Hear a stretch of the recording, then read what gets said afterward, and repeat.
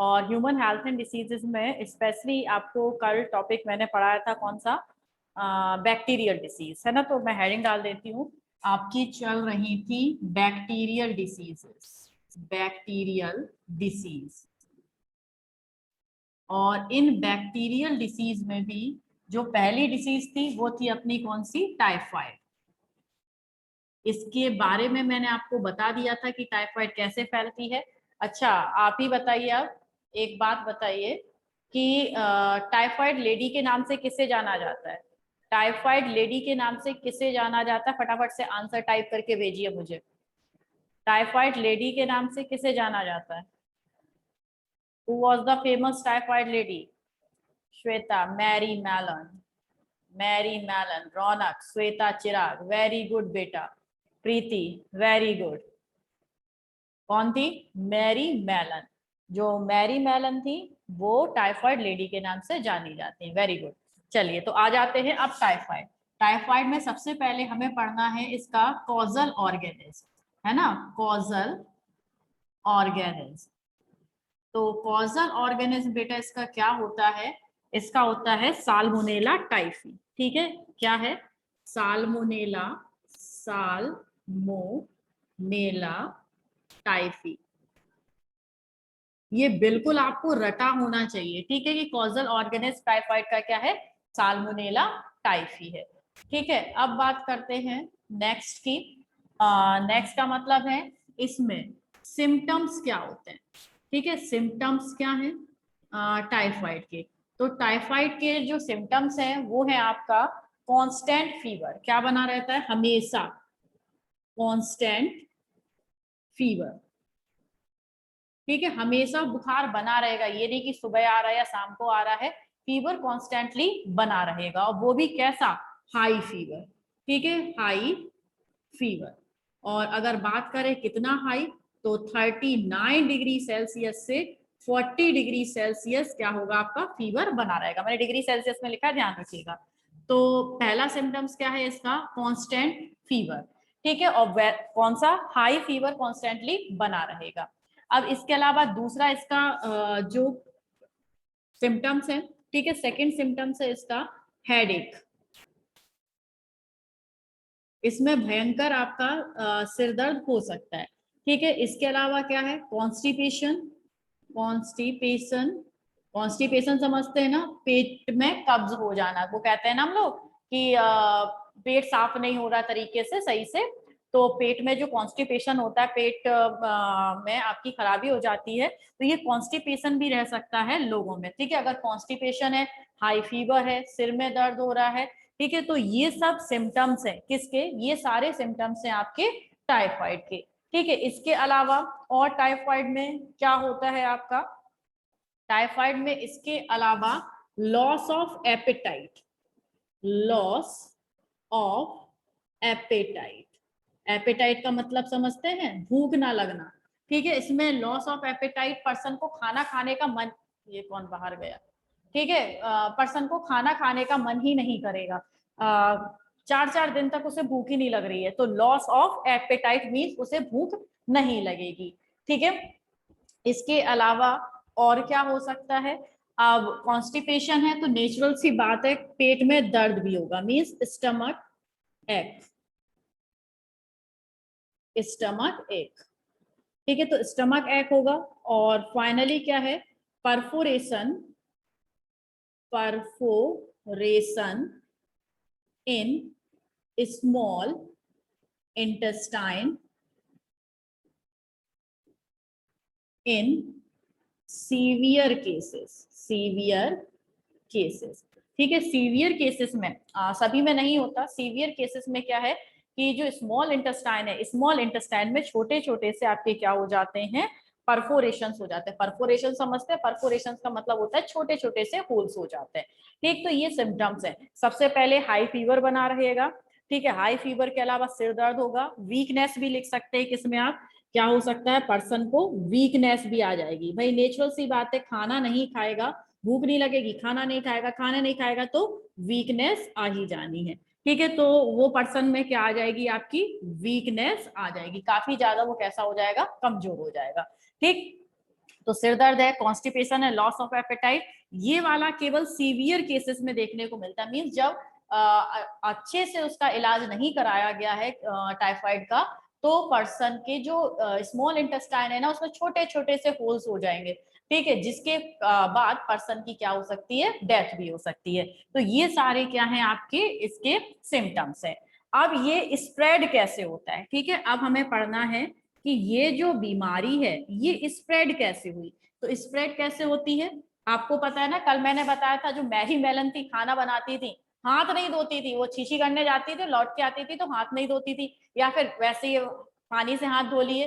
तो जो भी कंटेमिनेटेड फूड और वाटर से, ठीक है, या फिर जैसे कि मैंने बताया भी था कि कोई पर्सन है जिसे टाइफाइड है और उसके फीकल मैटर पर अगर कोई हाउस फ्लाई बैठी और वही हाउस फ्लाई आपके खाने पर बैठी, तो इस तरीके से वो salmonella typhi bacteria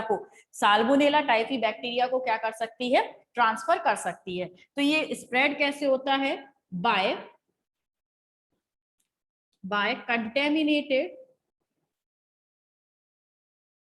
contaminated food and water, ठीक है, गंदे जो कंटेमिनेटेड है, प्रदूषित, ठीक है, जो वाटर है जिसमें कि बैक्टीरिया प्रेजेंट हो साल्मोनेला टाइफी के, उसके कंटेमिनेटेड फूड एंड वाटर से फैलता है, स्प्रेड अप होता है, ठीक है।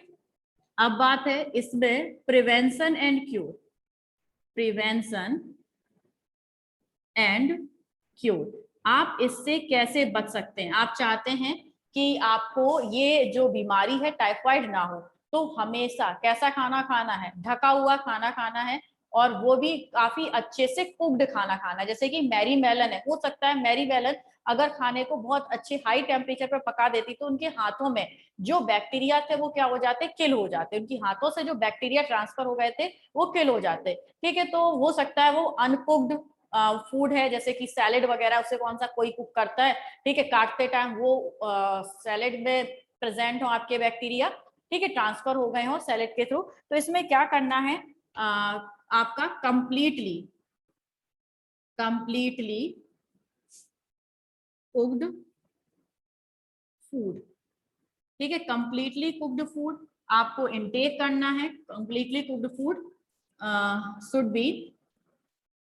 शुड बी यूज्ड, ठीक है, जो आपका खाना है वो पूरा अच्छी तरीके से पका हुआ हो। दूसरी बात है आपका जो कटे हुए, हमेशा फ्रेश फ्रूट ही खाने हैं, कटे हुए फ्रूट आपने नहीं यूज करने, only fresh fruits are used, ठीक है, केवल और केवल जो फ्रेश फ्रूट्स है उनको ही आपने क्या करना है, यूज करना है, ठीक है। इसके अलावा आप और क्या कर सकते हैं, ठीक है, हाथ धोने चाहिए, हैंड वॉश करने चाहिए, तो आपकी प्रॉपर है वो। तो इसको आप जरा स्क्रीनशॉट ले लीजिएगा। अब इसके बाद इसकी कुछ स्पेशल फीचर्स है, ठीक है, स्पेशल फीचर्स क्या है, वहां से क्वेश्चन बनता है, इसलिए उनके बारे में ज्यादा हम पढ़ेंगे। तो स्क्रीनशॉट लीजिए इसका, फिर स्पेशल फीचर्स पर जाते हैं। हेडिंग ध्यान रखिएगा, causal organism, symptoms of prevention and cure, अगर स्प्रेड आ रहा है तो by contaminated food and water. और अगर वेक्टर पूछ लिया जाए, एक मिनट इसमें एक और चीज लिख लीजिए, वेक्टर, वेक्टर, ठीक है, वेक्टर का मतलब क्या है कि कैसे फूड को कंटेमिनेटेड करता है, ठीक है, कैसे फूड आपका कंटेमिनेटेड हो जाता है। तो वेक्टर है हाउस फ्लाई, ठीक है, क्या है, हाउस फ्लाई, जो मक्खी है ना, इससे ये आपका वेक्टर से कॉन्स्टिपेशन को हिंदी में कहते हैं बेटा कब्ज हो जाना, ठीक है, जिसमें कि जो फीकल मैटर है वो एक साथ थोरोली आपकी बॉडी से एग्जिट आउट नहीं होता, ठीक है। तो जिसका पेट, हिंदी में कहते हैं ना पेट साफ नहीं होना, पेट साफ होने का मतलब है कि जो फीकल मैटर है वो एक साथ नहीं बॉडी से बाहर एग्जिट आउट हो रहा है। आप सुबह सुबह फ्रेश होने गए, आधे घंटे तक आप वॉशरूम में बैठे रहे, निकल आए, 2 घंटे बाद आपको फिर से लगा कि आपको फिर से वॉशरूम में जाना चाहिए, ठीक है, वहां से फिर 2 घंटे बाद लगा कि आपको जाना चाहिए। तो इस तरीके से बार बार आप क्या हो रहे हैं, फ्रेश होने के लिए जा रहे हैं। तो ये इसका मतलब है आपके पेट में कुछ गड़बड़ है, कॉन्स्टिपेशन है, कब्ज है, ठीक है। आपने बहुत सारे ऐड भी देखे होंगे, कायम चूर्ण खाइए, ठीक है, और एक और है पेट सफा करके कुछ ऐड आता है उसका। तो ये सब कॉन्स्टिपेशन में ये चूरन चारन खाए जाते हैं। ठीक है, आई थिंक आप समझ गए होंगे अब। ठीक है, डन है बेटा। रफ करूं, वेक्टर क्या है, हाउस फ्लाई है इसका। ओके बेटा, अब आइए नेक्स्ट पर। और नेक्स्ट है इसके कुछ स्पेशल फीचर्स। ठीक है, स्पेशल फीचर्स में क्या है टाइफाइड में, स्पेशल फीचर, स्पेशल फीचर्स। ठीक है, स्पेशल फीचर्स में फर्स्ट है it detected by, it detected by Widal test, Widal test. ठीक है, ये लाइन जो मैंने लिखी है ये most most most important line है। ठीक है, बस ये लाइन आपकी काफी ज्यादा इंपॉर्टेंट है, 3 नंबर के लिए इंपॉर्टेंट है। आप समझ सकते हैं इतनी छोटी सी लाइन 3 नंबर के लिए क्यों इंपॉर्टेंट है। क्वेश्चन आपका नहीं आता बोर्ड में कि टाइफाइड के सिम्टम्स लिखिए या टाइफाइड का कॉजल ऑर्गेनिज्म लिखिए। क्वेश्चन आता है कि उस डिसीज के कॉजल ऑर्गेनिज्म, सिम्टम्स लिखिए जिसे कि वाइडल टेस्ट से डायग्नोज किया जाता है। ठीक है, वाइडल टेस्ट से जिसे डिटेक्ट किया जाता है, डायग्नोज किया जाता है, वो आपको उसके सिम्टम्स और उसके क्या लिखना है, कॉजल ऑर्गेनिज्म लिखना है। तो सबसे पहले आप अपने दिमाग में इतना बसा लीजिए कि वाइडल टेस्ट से कौन सा जो डिसीज है उसे डायग्नोज किया जाता है, किसे किया जाता है, वाइडल टेस्ट से डायग्नोज किया जाता है आपका जो टाइफाइड है। ठीक है, डायग्नोज का मतलब होता है कि जैसे कि आपका मलेरिया हुआ तो मलेरिया कैसे डायग्नोज किया जाता है, थ्रू ब्लड टेस्ट। सॉरी, अभी आपका कोरोना चल रहा है, कोरोना किससे होता है, कोरोना जो चेक किया जाता है वो आपको पता है ना कि जो नेसल डिस्चार्ज है, नाक में ऐसे निकालते हैं, मुंह में भी निकालते हैं, पता नहीं क्या करते हैं, गंदी गंदी चीजें। ठीक है, तो नेसल डिस्चार्ज से टेस्ट किया जाता है। और उस टेक्निक को, कोरोना जिस टेक्निक से चेक किया जाता है वो पता कौन सी आपकी, पीसीआर, जो कि आप बायोटेक में पढ़ चुके हैं, पॉलीमरेज चेन रिएक्शन। ठीक है, आई थिंक आपको याद आ रहा होगा, पीसीआर से ही उसे चेक किया जाता है। बिल्कुल वैसे ही टाइफाइड को डायग्नोज करने के लिए जो टेक्निक है उसे कहा जाता है वाइडल टेस्ट। वाइडल टेस्ट किया जा सकता है किसका, ब्लड का, वाइडल टेस्ट ब्लड का किया जा सकता है, फीकल मैटर का, फीकल मैटर का किया जा सकता है। ठीक है, इनसे जो है आपका पॉजिटिव वाइडल टेस्ट आने की चांसेस काफी ज्यादा होते हैं। स्पेशली ये फीकल मैटर का किया जाता है वाइडल टेस्ट। बात समझ रहे हैं। चलिए, अब नेक्स्ट है, ओके, अब नेक्स्ट आता है आपका कि इसमें स्पेशल फीचर्स। स्पेशल फीचर इसका क्या है बेटा कि इसे it was spread by Mary Mallon, Mary Mallon a cook। ठीक है, ये किसके द्वारा स्प्रेड किया गया था और सालों तक स्प्रेड होता रहा, किसके द्वारा, मैरी मैलन के द्वारा। ठीक है, इसीलिए मैरी मैलन को हम बोलते हैं टाइफाइड, टाइफाइड लेडी या फिर टाइफाइड मैरी। ठीक है, टाइफाइड मैरी या टाइफाइड लेडी बोलते हैं, टाइफाइड मैरी। ठीक है, ये सालों तक, क्योंकि इससे पहले टाइफाइड के बारे में कोई जानता नहीं था, इसलिए सालों तक ये टाइफाइड को क्या करती रही, स्प्रेड करती रही। ठीक है, तो इसके ये 2 स्पेशल फीचर्स थे कि इसे डिटेक्ट वाइडल टेस्ट से किया जाता है और ये स्प्रेड किया था, it was spreaded by Mary Mallons, जो कि क्या थी, एक कुक थी। ठीक है, चलिए, इन्हें टाइफाइड लेडी या टाइफाइड मैरी के नाम से जाना जाता है। स्क्रीनशॉट लीजिएगा। और फिर अब हम नेक्स्ट बैक्टीरियल डिसीज पढ़ते हैं। ठीक है, एक बैक्टीरियल डिसीज आपकी बिल्कुल कंप्लीट हो गई। इससे ज्यादा आपको इस बैक्टीरियल डिसीज के बारे में ना पढ़ना है और ना ही बोर्ड में लिखना है। ठीक है, चलिए अब आते हैं नेक्स्ट पर।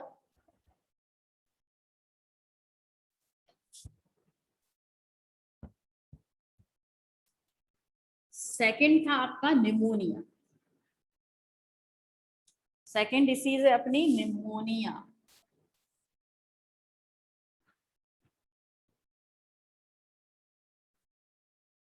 ठीक, जो निमोनिया डिसीज है अपनी,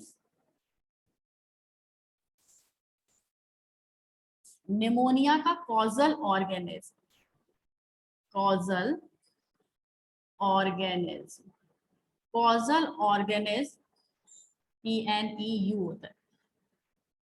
ठीक है, कॉजल ऑर्गेनिज्म इसका क्या है, जो निमोनिया है, निमोनिया का कॉजल ऑर्गेनिज्म क्या है, स्ट्रेप्टोकोकस निमोनी। ठीक है, बैक्टीरियल डिसीज है, और कॉजल ऑर्गेनिज्म क्या है आपका, स्ट्रेप्टोकोकस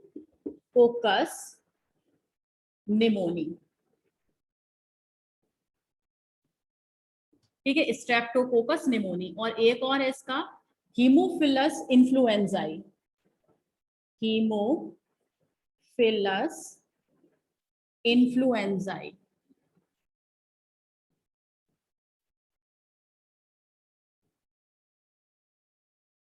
ठीक है, जे आएगा, इन्फ्लुएंजाई, हीमोफिलस इन्फ्लुएंजाई और स्ट्रेप्टोकोकस निमोनी, ये क्या है, इसके कॉजल ऑर्गेनिज्म है।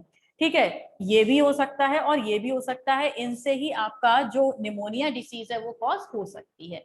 बात समझे, तो ये हो गया कॉजल ऑर्गेनिज्म। अब नेक्स्ट आते हैं किस पर, इसके सिम्टम्स पर। इसके सिम्टम्स क्या है, जो निमोनिया है, निमोनिया में भी क्या आता है, फीवर। ठीक है, ये फीवर तो है ना, ये कॉमन है, फीवर है इसका। दूसरा जो सिम्टम्स है, दूसरा सिम्टम्स क्या है, हेड एक, हेड एक, सिर में दर्द होता है। और तीसरा इसका जो क्या है आपका सिम्टम्स, कफ है। ठीक है, खांसी हो जाती है।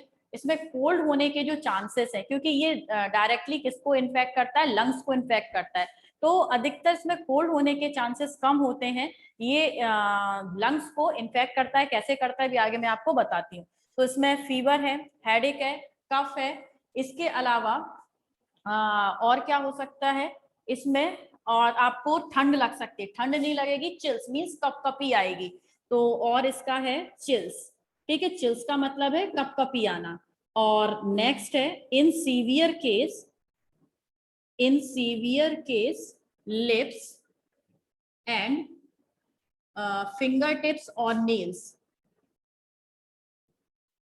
फिंगर टिप्स और nails turn bluish, turn blue. ठीक है, सीवियर केसेस में क्या हो जाता है कि जो लिप्स हैं, अगर आप, अधिकतर ये छोटे बच्चों को ज्यादा होता है निमोनिया, स्ट्रेप्टोकोकस निमोनी से तो ये क्या करता है, जब सीवियर, जब इसका सही से उपचार नहीं किया जा सकता, सही से इसका ट्रीटमेंट नहीं होता, तो जो लिप्स हैं, ठीक है, जो होठ हैं वो नीले पड़ जाते हैं ऑक्सीजन की डेफिशिएंसी के कारण। ठीक है, जो नेल्स हैं और फिंगर टिप्स है, ये जो होते हैं ना नेल्स, बिल्कुल नीले नीले से दिखाई देने लगते हैं। और ये नीले क्यों दिखाई देते हैं, due to oxygen deficiency, oxygen की डेफिशिएंसी के कारण। और ऑक्सीजन की डेफिशिएंसी क्यों होती है वो ये समझिए, इसमें इसके सिम्टम्स हो गए। अब नेक्स्ट है आपका स्प्रेड, स्प्रेड देखते हैं पहले, फिर डेफिशिएंसी बताते हैं क्यों।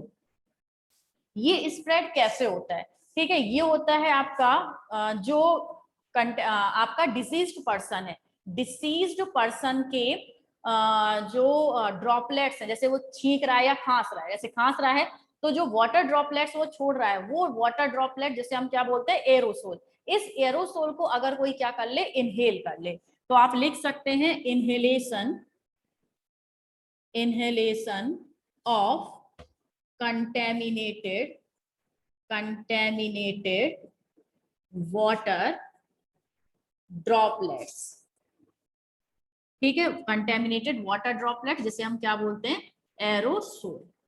ठीक है, कंटेमिनेटेड वाटर ड्रॉपलेट्स कहां से आएंगे, किसी भी डिसीज पर्सन के खांसने से या छींकने से, उसकी कफिंग से या स्नीजिंग से जो ड्रॉपलेट्स निकलेंगे, उसे अगर हम इनहेल कर लें तो क्या हो सकता है, आपको निमोनिया हो सकता है। कोई कुछ कह रहा है,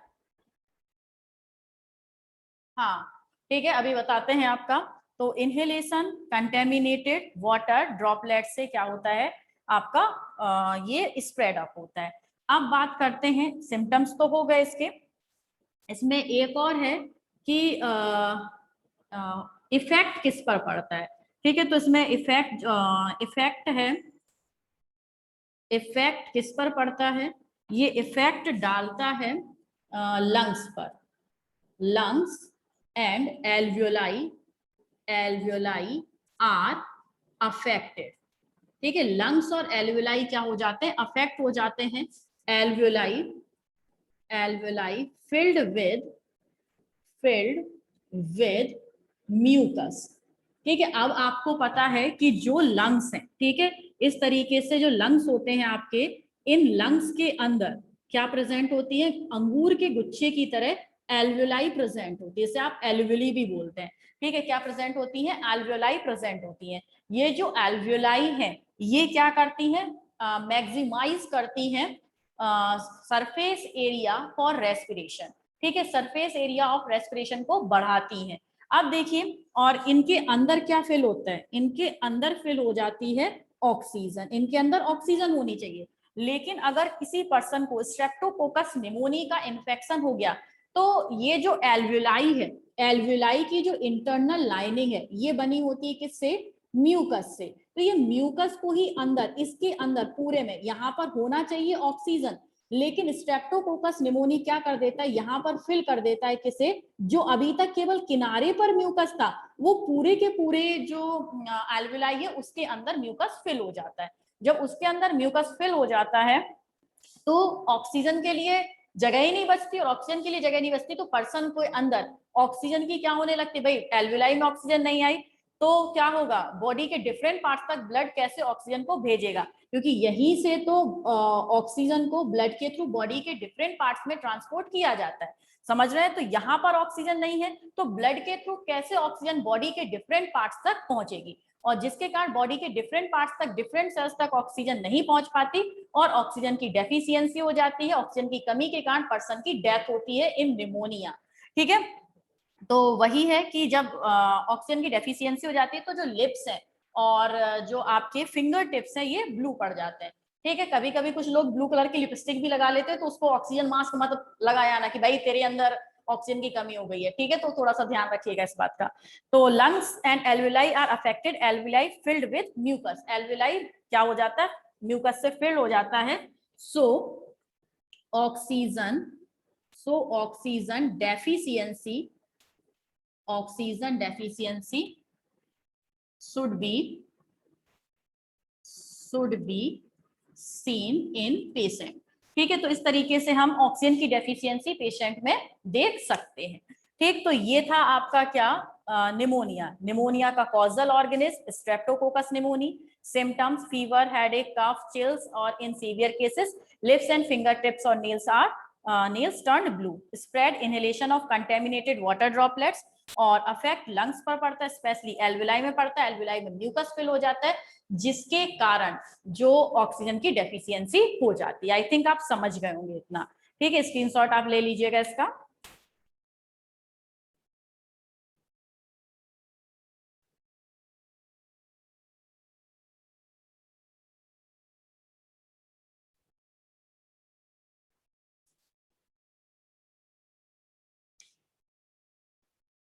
ठीक है, अब इसका एक और जो बचा हुआ है वो मैं और लिखवा दूं, प्रिवेंशन, कैसे बच सकते हैं आप इससे।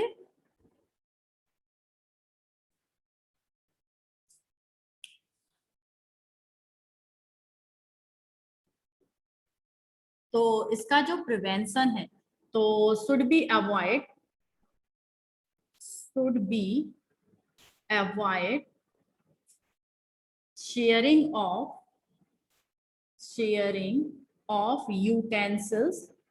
utensils and other equipment which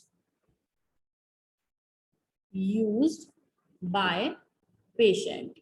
ठीक है, तो इसमें जो भी पेशेंट है, निमोनिया जिसे हुआ है और जिसे निमोनिया हुआ है वो जिस यूटेंसिल का मतलब समझते हैं ना, बर्तन, जिन बर्तन को यूज कर रहा है, ठीक है, और इसके अलावा कुछ और भी आपके इक्विपमेंट यूज कर रहा है, जैसे मान लीजिए ग्लास, जो आपका चश्मा है, ठीक है, मान लीजिए वो यूज कर रहा है क्या, ग्लास यूज कर रहा है, गॉगल्स वगैरह कुछ भी लगा रहा है, तो आपका जो उस गॉगल्स को अगर आप क्या कर रहे हैं, निमोनिया वाले पर्सन के गॉगल्स को आप लगा रहे हैं तो आपको भी निमोनिया हो सकता है, क्योंकि मोस्ट ऑफ ये होता है कि जब आप जिस मान लीजिए किसी को निमोनिया है और उसने गॉगल्स लगाए हुए हैं, तो वो सांस ले रहा है तो वाटर के ड्रॉपलेट्स है ना, आपने कई बार देखा होगा जो चश्मा लगाते हैं सर्दियों में, जो वाटर के ड्रॉपलेट्स हैं वो किस पर, चश्मे पर आ जाते हैं, ठीक है, भाप भाप सी बन जाती है। तो ये वाटर ड्रॉपलेट्स ही तो क्या करते हैं, निमोनिया को स्प्रेड करते हैं। तो वो कंटेमिनेटेड, जब आप गॉगल्स यूज करेंगे तो आप भी क्या करेंगे, इनहेल कर लेंगे उन वाटर ड्रॉपलेट्स के साथ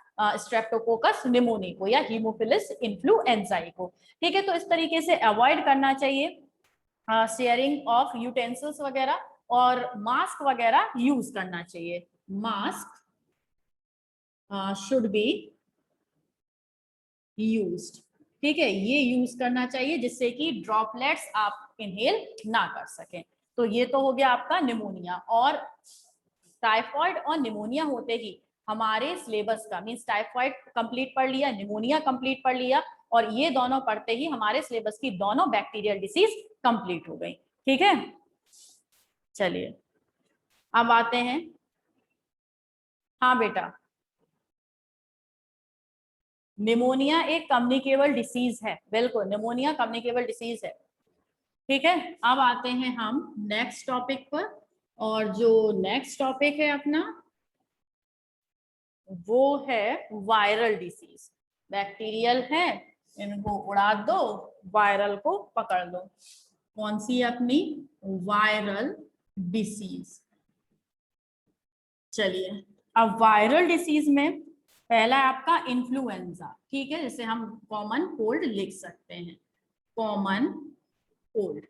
अब कॉमन कोल्ड का जो कॉजल ऑर्गेनिज्म है, कॉजल ऑर्गेनिज्म, कॉजल ऑर्गेनिज्म क्या है भाई, वायरल डिसीज है पहली बात। अब हम वायरल वायरल वायरल डिसीज पढ़ेंगे। ठीक है, तो कॉमन कोल्ड का जो कॉजल ऑर्गेनिज्म है वो आपका क्या होता है, वो है a group of virus name as rhino virus. ठीक है, पूरा लिख दूं, group of virus namely rhino virus. ठीक है, क्या कहते हैं उसे, हम राइनो वायरस कहते हैं। ध्यान रखिएगा, कॉमन कोल्ड का जो वायरस है, ठीक है, वो जिस फैमिली से बिलोंग करता है तो वो क्या कहलाता है, आपका राइनो वायरस। अब देखिए, जो राइनो वायरस है इसके सिम्टम्स क्या है, मींस कॉमन कोल्ड के सिम्टम्स, ये तो आप सभी बहुत अच्छे से जानते होंगे कि कॉमन कोल्ड के सिम्टम्स क्या हैं। तो सबसे पहले तो एक तो है फीवर, ठीक है, दूसरा है इसमें कफ, स्नीजिंग, कफ है, स्नीजिंग है, छींकें आती है ना कॉमन कोल्ड में, और आपका थर्ड है इसमें सोर थ्रोट, ठीक है, सोर थ्रोट। और इसके अलावा फोर्थ, इसके अलावा क्या हो जाता है, टायर्डनेस, टायर्डनेस। और क्या हो सकते हैं इसके सिम्टम्स, रनिंग नोज, नाक बहती है ना, भागती है, रनिंग नोज। ये सब क्या है आपके फीवर, सॉरी, कॉमन कोल्ड के, कुछ कहना चाह रहे हो क्या? हाँ, ये सब क्या है बेटा आपके कॉमन कोल्ड के सिम्टम्स हैं। ठीक, तो कॉमन कोल्ड के सिम्टम्स आप समझ रहे होंगे, ये फीवर है, कफ है, स्नीजिंग है, सोर थ्रोट है, ठीक है, और आपका क्या है, टायर्डनेस है, रनिंग नोज है, हेड एक और लिख सकते हैं, ठीक है, सिर में दर्द भी होता है, हेड एक। ये सारे कॉमन कोल्ड के सिम्टम्स हैं, और ये सिम्टम्स ज्यादा लंबे नहीं चलते कि हम दवाई नहीं लेंगे तो भैया हम सही नहीं होंगे। ठीक है, ये कब तक रहते हैं, अप टू 4 to 7 days।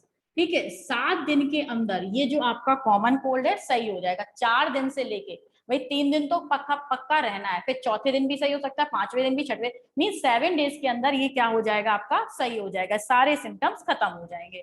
ठीक है, अब आते हैं ये स्प्रेड कैसे होता है।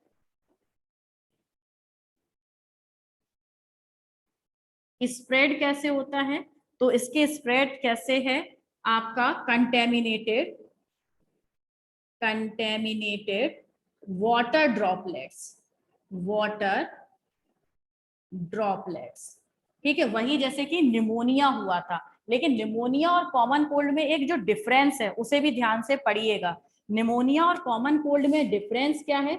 जो निमोनिया था, निमोनिया इफेक्टेड या अफेक्टेड लंग्स, ठीक है, ये पूछा जाता है जो मैंने लिखा है, pneumonia affected lungs while common cold is limited only in respiratory tract. जो कॉमन कोल्ड है ये केवल और केवल रेस्पिरेटरी ट्रैक्ट तक आपका क्या रहता है? सीमित रहता है, ठीक है। मीन्स आपकी जो नोज है, नोज की म्यूकस मेम्ब्रेन पर इफेक्ट डालेगा। इसके अलावा आपकी जो ये ट्रैकिया है, ट्रैकिया तक आपका जा सकता है, ट्रैकिया की जो म्यूकस मेम्ब्रेन है उस पर इफेक्ट डालेगा, लेकिन ये लंग्स पर इफेक्ट नहीं डालता। समझ गए?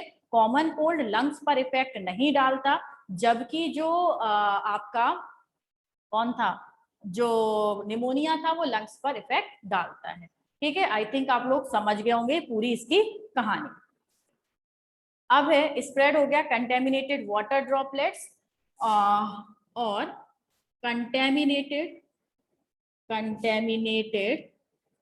यूटेंसिल, ठीक है, अलग से नहीं लिख रही हूँ, इसी में मैंने बढ़ा दिया, contaminated utensils, pen, copy, handkerchief etcetera, ठीक है। इसके अलावा मान लीजिए किसी को जुकाम हुआ है, बहुत तेज जुकाम हुआ है, वो बेचारा पढ़ता लिख भी रहा है, अब लिखते टाइम बार बार उसकी नोजी आ रही है ना, रनिंग नोज इसका एक सिम्टम्स है ना, रनिंग नोज, नाक बहती रहती है, तो बेचारा बार बार अपनी नोजी साफ कर रहा है, अब उसी हाथ से नोजी साफ कर रहा है, उसी से लिख रहा है, और आपने कहा ओ भाई पेन देना, उसने वही पेन आपको पकड़ा दिया, ठीक है, आप भी उसी नोजी वाले पेन से लिखने लगे, ठीक है। सोचो कितना घिनौना काम किया।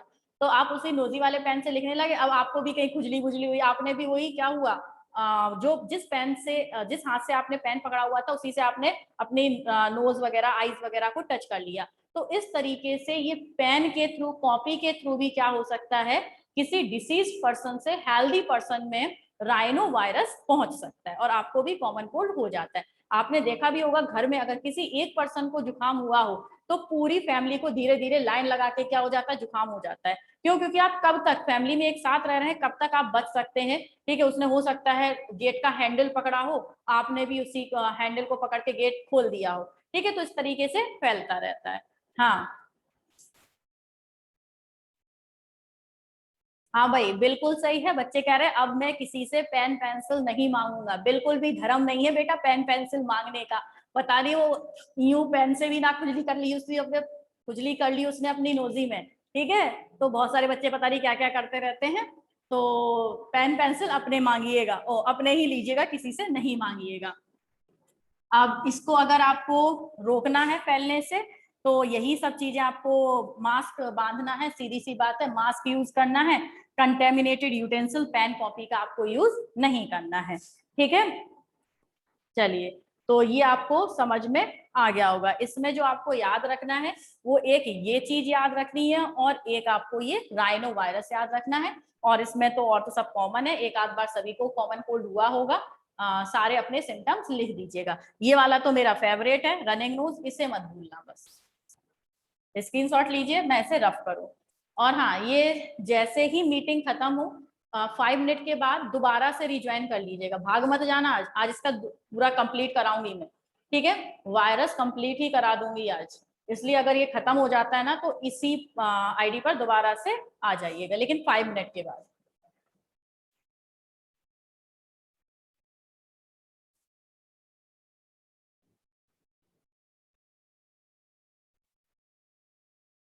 अब आते हैं, कॉमन कोल्ड हो गया ना अपना।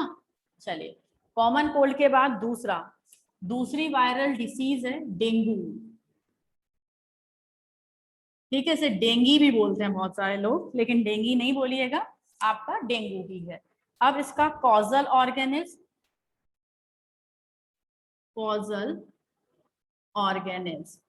ठीक है, कॉजल ऑर्गेनिज्म बिल्कुल टिप्स पर रटे होने चाहिए आपको कि इनका कॉजल ऑर्गेनिज्म क्या है। तो डेंगू फीवर का जो कॉजल ऑर्गेनिज्म है वो भी ग्रुप ऑफ वायरस है, अ ग्रुप ऑफ वायरस। ठीक है, उस ग्रुप ऑफ वायरस को हम क्या बोलते हैं? Flavi virus. Flavi virus. ठीक है, तो क्या है? फ्लेवी वायरस है जिससे कि डेंगू फैलता है। ठीक है, और वेक्टर कौन सा है जिससे कि डेंगू एक पर्सन से दूसरे पर्सन में पहुंचता है? तो इसका जरा वेक्टर भी ध्यान रखिएगा। ठीक है, इसका वेक्टर इंपॉर्टेंट है। ठीक है, वेक्टर कौन सा है? मॉस्किटो, और वो भी क्या? Female mosquito. Female mosquito. Female mosquito, और फीमेल मॉस्किटो का नाम है एडिस एजिप्टाई। Aedes aegypti. ठीक है, तो एडीज एजिप्टाई क्या है? फीमेल मॉस्किटो है जिसके काटने से, बाइट करने से, और क्या हो सकता है? जो फीवर है, कौन सा आपका? डेंगू फीवर है, ये पर्सन को हो सकता है। इसकी एजिप्टाई की स्पेलिंग सही लिखिएगा, AE। एक मिनट देख लो इसकी स्पेलिंग, रुकना बेटा।